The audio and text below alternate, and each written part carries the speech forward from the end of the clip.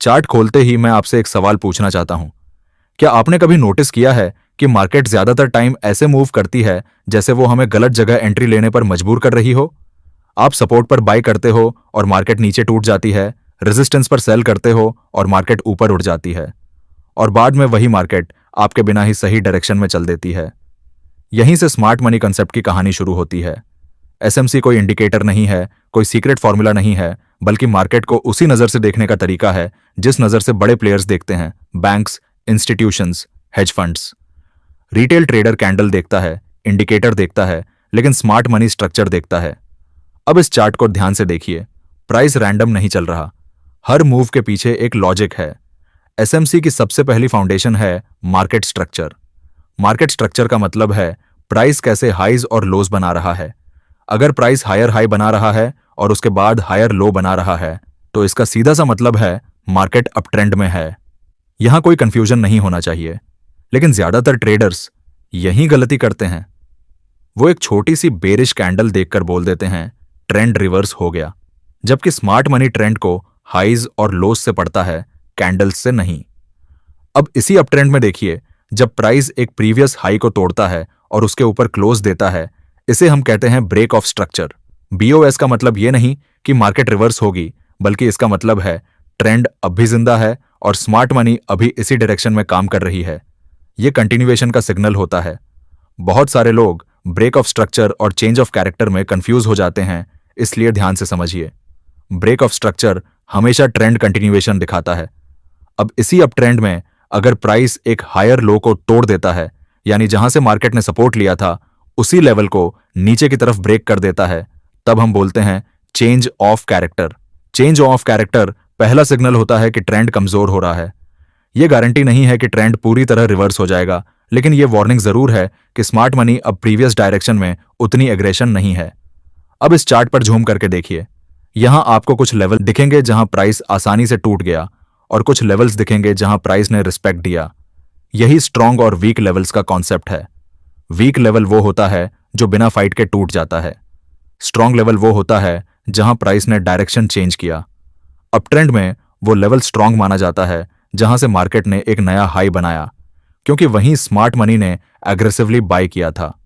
अब एक बहुत इंपॉर्टेंट बात समझिए, चेंज ऑफ कैरेक्टर भी एक स्ट्रॉन्ग लेवल क्रिएट करता है, क्योंकि जब ट्रेंड चेंज होता है तो वहां स्मार्ट मनी ने डायरेक्शन बदली होती है।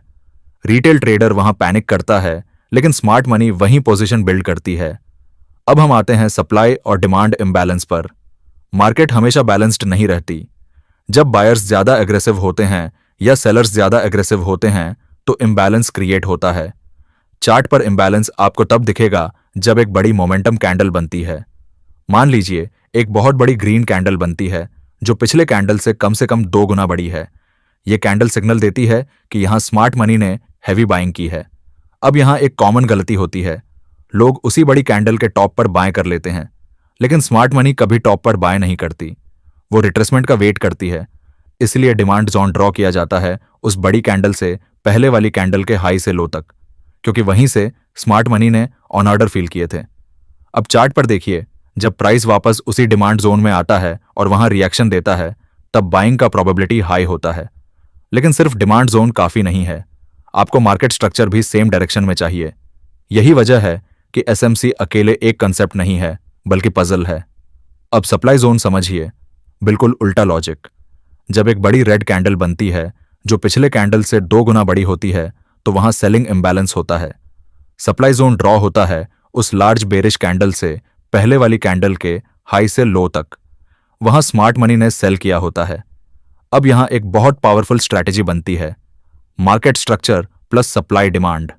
मान लीजिए मार्केट अप ट्रेंड में है, प्राइस बीओएस देता है, उसके बाद रिट्रेसमेंट आता है और उसी रिट्रेसमेंट में एक स्ट्रॉन्ग डिमांड जोन बनता है, वो भी स्ट्रॉन्ग सपोर्ट लेवल पर।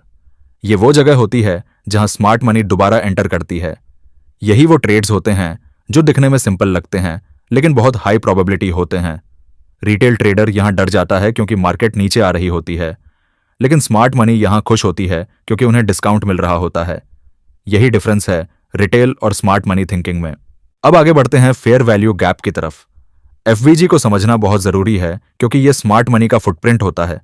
जब मार्केट बहुत तेज मूव करती है तो हर प्राइस लेवल पर ट्रेडिंग नहीं होती, कुछ प्राइसेस स्किप हो जाते हैं। इसी गैप को फेयर वैल्यू गैप कहते हैं। अब चार्ट पर ध्यान से देखिए, एक बड़ी बुलिश कैंडल बनती है, उसके बाद अगली कैंडल उसका लो ब्रेक नहीं करती, फिर तीसरी कैंडल आती है। अब पहली कैंडल के हाई और तीसरी कैंडल के लो के बीच जो एम्प्टी स्पेस बनता है वही बुलिश एफवीजी है। ये एरिया फ्यूचर में डिमांड की तरह एक्ट करता है। स्मार्ट मनी अक्सर प्राइस को वापस उसी एफवीजी में लाती है ताकि अनफिल्ड ऑर्डर्स फिल हो सकें। रिटेल ट्रेडर को लगता है मार्केट रिवर्स हो रही है, लेकिन असल में स्मार्ट मनी इनकम्प्लीट बिजनेस पूरा कर रही होती है। बेरिश एफवीजी में एग्जैक्टली उल्टा होता है। एक बड़ी रेड कैंडल, फिर अगली कैंडल उसका हाई ब्रेक नहीं करती। पहली कैंडल के लो और तीसरी कैंडल के हाई के बीच का गैप बेरिश एफवीजी होता है। यह फ्यूचर में सप्लाई जोन की तरह काम करता है। अब सबसे पावरफुल सिचुएशन तब बनती है जब एफवीजी किसी स्ट्रांग लेवल पर बने। मान लीजिए CHOCH के बाद एक बेरिश एफवीजी बना। इसका मतलब स्मार्ट मनी ने डायरेक्शन चेंज की है और अब रिट्रेसमेंट पर सेलिंग अपॉर्चुनिटी ढूंढ रही है। ऐसे ट्रेड्स में रिस्क कम और रिवॉर्ड ज्यादा होता है। अब हम आते हैं लिक्विडिटी ग्रैब पर, जो SMC का सबसे मिसअंडरस्टूड कॉन्सेप्ट है। स्मार्ट मनी को बड़ी क्वांटिटी ट्रेड करनी होती है और इतनी बड़ी क्वांटिटी मार्केट में तभी एग्जीक्यूट हो सकती है जब लिक्विडिटी हो। लिक्विडिटी कहां होती है? रिटेल ट्रेडर के स्टॉप लॉस के पास। चार्ट पर देखिए, सपोर्ट के नीचे बहुत सारे स्टॉप लॉस होते हैं, रेसिस्टेंस के ऊपर बहुत सारे स्टॉप लॉस होते हैं। स्मार्ट मनी प्राइस को जानबूझकर इन लेवल के थोड़ा नीचे या ऊपर ले जाती है ताकि स्टॉप लॉस ट्रिगर हो। जब स्टॉप लॉस हिट होता है तो मार्केट ऑर्डर्स जनरेट होते हैं। यही लिक्विडिटी स्मार्ट मनी को चाहिए। अब यही जगह है जहां रिटेल ट्रेडर बोलता है मार्केट फेक मूव दे रही है, जबकि असल में वो मैनिपुलेशन नहीं, लिक्विडिटी हंट होता है। अगर प्राइस सपोर्ट के नीचे विक बनाकर वापस ऊपर आ जाए तो इसका मतलब लिक्विडिटी ग्रैब हुआ है, ट्रेंड रिवर्स नहीं। कैंडलस्टिक यहां बहुत इंपॉर्टेंट रोल निभाती है। लॉन्ग विक कैंडल यह बताती है कि प्राइस नीचे गई, स्टॉप्स हिट हुए, लेकिन क्लोज वापस ऊपर आया। इसका मतलब सेलिंग प्रेशर वीक था और बाइंग स्ट्रांग थी। यह स्मार्ट मनी एंट्री का क्लासिक साइन होता है। अब इमेजिन कीजिए मार्केट अप ट्रेंड में है, प्राइस स्ट्रांग सपोर्ट के नीचे थोड़ी देर के लिए जाती है, लिक्विडिटी ग्रैब करती है, लॉन्ग विक बनाती है और वापस डिमांड जोन के ऊपर क्लोज देती है। यही वो जगह होती है जहां प्रोफेशनल ट्रेडर बाय करता है और रिटेल ट्रेडर सेल करके बाहर निकल जाता है। पूरी एज AMC ट्रेडिंग का सार यही है। रिटेल जहां डरता है, स्मार्ट मनी वहां काम करती है। रिटेल कंफर्मेशन ढूंढता है, स्मार्ट मनी एंटिसिपेशन पर काम करती है। लेकिन एंटिसिपेशन ब्लाइंड नहीं होती, वो स्ट्रक्चर, इम्बैलेंस, लिक्विडिटी और कॉन्टेक्स्ट पर बेस्ड होती है। अगर आप सिर्फ एक कॉन्सेप्ट सीखोगे तो SMC काम नहीं करेगा, लेकिन अगर आप मार्केट स्ट्रक्चर समझोगे, BOS और चौच पहचानोगे, स्ट्रांग और वीक लेवल्स देखोगे, सप्लाई डिमांड और FVG को स्ट्रक्चर के साथ अलाइन करोगे और लिक्विडिटी ग्रैब को समझोगे, तब मार्केट आपको अलग नजर से दिखने लगेगी। इस वीडियो का मकसद आपको कोई मैजिक स्ट्रैटेजी देना नहीं है, बल्कि आपकी थिंकिंग शिफ्ट करना है, क्योंकि ट्रेडिंग इंडिकेटर्स से नहीं, परसेप्शन से बदलती है। चार्ट वही रहता है, फर्क सिर्फ देखने वाले की आंख का होता है। अगर आप यहां तक इस वीडियो के साथ बने हुए हो तो समझ लीजिए आप बाकी 90% ट्रेडर्स से आगे निकल चुके हो, क्योंकि ज्यादातर लोग शॉर्टकट ढूंढते हैं, लेकिन आप मार्केट को समझने की कोशिश कर रहे हो। अब सवाल यह नहीं है कि SMC काम करता है या नहीं, सवाल यह है कि आप इसे डिसिप्लिन के साथ अप्लाई कर पाते हो या नहीं।